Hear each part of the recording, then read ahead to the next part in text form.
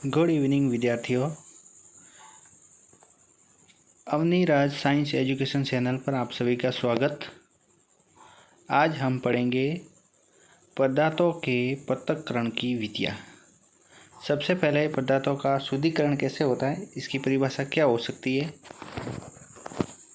प्रकृति में अधिकांश पदार्थ जो होते हैं वो अशुद्ध पाए जाते हैं और इनको शुद्ध इस अशुद्धि को हटाने के लिए जो पदार्थ को शुद्ध किया जाता है वह पदार्थ शुद्ध हो जाता है। या दूसरी परिभाषा होगी इसकी, अशुद्धियों को दूर करके पदार्थों का शुद्धिकरण करते हैं। पदार्थों के शुद्धिकरण की विधियाँ अलग अलग होती है, भिन्न भिन्न होती है। सबसे पहली विधि है वो है फिल्ट्रेशन या निस्यंदन यानी छानना। यह विषमांगी मिश्रण जिसमें पदार्थ के जो अवयव के कणों के भिन्न भिन्न अवस्था होती है, जैसे ठोस और द्रव दोनों को पृथक्करण की विधि है। उदाहरण के लिए जो रेतीला जल है, गंदा पानी है, उसको जल से पृथक करने कैसे करेंगे। इसमें फिल्टर पेपर लगाया जाता है और उसके बाद इस जल को छाना जाता है और जल नीचे बैठ जाता है। उसके बाद में कचरा ऊपर आ जाता है। आगे है क्रिस्टलीकरण।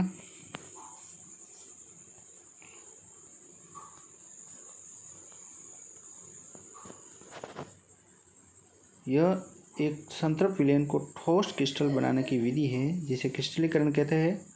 ठोस को द्रव में से अलग करने की जो विधि है वह क्रिस्टलीकरण विधि है, जैसे भाप से बनाते हैं।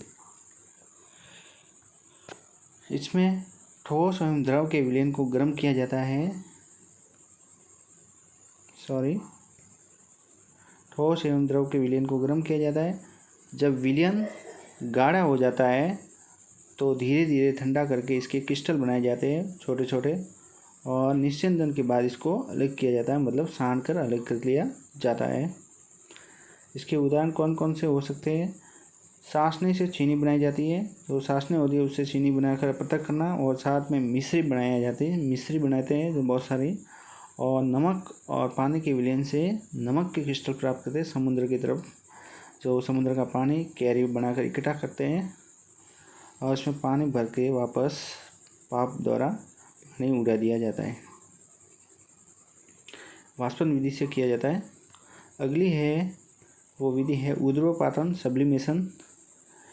इसमें कुछ ठोस पदार्थ ऐसे होते हैं जिनको गर्म करने पर वे द्रव में न बदलकर सीधे ही भाप में बदल जाते हैं, जैसे कपूर है, आयोडीन है, नौसादार है। सीधे ही किस में बदल जाते हैं, ठोस में बदल जाते हैं।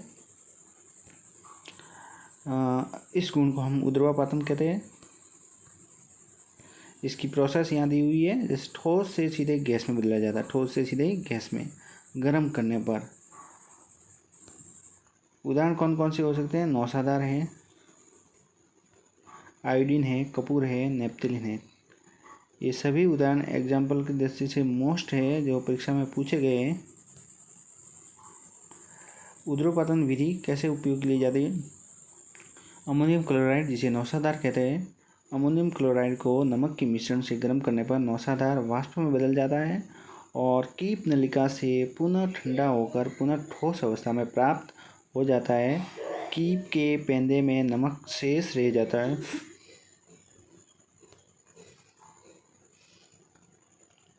आगे है विभेदी निष्कर्षण विधि।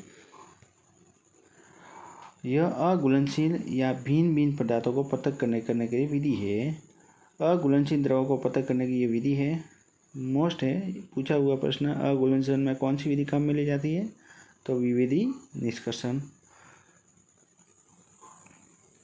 उदाहरण के लिए तेल और पानी के मिश्रण को पृथक किससे किया जाता है, तो विभेदी निष्कर्षण विधि द्वारा। कैसे करेंगे पृथक। तेल या जल के अघुलनशील पदार्थ होता है, इस मिश्रण को पृथककारी कीप में पहले डालेंगे। एक कीप आकार की होती है, इस पृथककारी कीप में पहले डालेंगे और दोनों द्रवों को पृथक परत बन जाती है, जिसमें से हल्का द्रव तेल ऊपर आ जाएगा और भारी द्रव जो जल होगा वो पानी के नीचे एकत्रित हो जाएगा। इसमें स्टॉक कॉक खोलकर पहले जल फिर बाद में तेल को प्राप्त किया जाता है। अगली विधि है वो है आसवन। आसवन में घुलनशील ठोस जैसे नमक है, चीनी है, मिला दिया जाता है और इस घुलनशील मिश्रण को गर्म करके उबालने पर जल वाष्पित हो जाएगा और इस वाष्प को पुनः ठंडा करने पर संघनन द्वारा शुद्ध जल प्राप्त होता है। इसे हम आसवन कहते हैं। यानी भाप को ठंडा कर कर जो जल प्राप्त किया जाता है, इस प्रक्रिया को हम आसवन कहते हैं। इसकी प्रक्रिया कैसे होती है? पहले अशुद्ध जल लेंगे। जो अशुद्ध जल के अंदर नमक और जल दोनों साथ में होते हैं और इसको गर्म करेंगे तो भाप होकर पानी उड़ जाएगा और उसकी भाप को वापस ठंडा करेंगे तो इस प्रक्रिया को हम आसवन कहते हैं। भाप को ठंडा करके वापस द्रव बनाया जाता है, इसको हम संघनन कहते हैं, कंडेंसन कहते हैं। अगली विधि है वो है प्रभाजी आसवन। विद्यार्थियों, ये विधि बहुत ही इम्पोर्टेंट है, परीक्षा में पूछी गई है। दो क्वथनांकों में यदि 25 केल्विन के कम का अंतर है तो पर्याप्त अंतर नहीं है तो प्रभाजी आसवन विधि को पृथक किया जाता है, क्योंकि इनको गर्म करने पर इसके क्वथनांकों में कम अंतर होने के कारण इनकी वाष्प में एक ही परमताप प्रस बच जाती है। इन्हें साधारण आसवन विधि द्वारा पृथक नहीं किया जा सकता। उदाहरण के लिए पेट्रोलियम को प्रभासी आसवन से भिन्न भिन्न तापों पर भिन्न भिन्न अवयव प्राप्त होते हैं। जैसे पेट्रोलियम से पेट्रोल है, डीजल है, केरोसिन है, वैसेलिन है, पैराफिन, मोम है, ये सब पेट्रोलियम से उत्पाद हैं। विधि क्या है इसकी? मिश्रण को गर्म करने पर प्रत्येक द्रव के उसके क्वथनांक पर वाष्पित होता है और जिसे प्रभाजी स्तंभ से गुजार कर संघनित करते हैं, फिर भिन्न भिन्न द्रव से प्राप्त कर लेते हैं। सबसे पहले कम क्वथनांक वाले द्रव को, उसके बाद में अधिक क्वथनांक वाले द्रव को, फिर उसके बाद में सबसे अधिक क्वथनांक वाले द्रव को प्राप्त किया जाता है। ठीक है विद्यार्थियों, तो ये थी पृथक्करण की विधियाँ। अगर आपको ये वीडियो अच्छा लगा है तो चैनल को सब्सक्राइब कर दिए और बेल आइकन को ऑन कर दीजिए ताकि आने वाला हर अपडेट आपको मिलता रहे। धन्यवाद।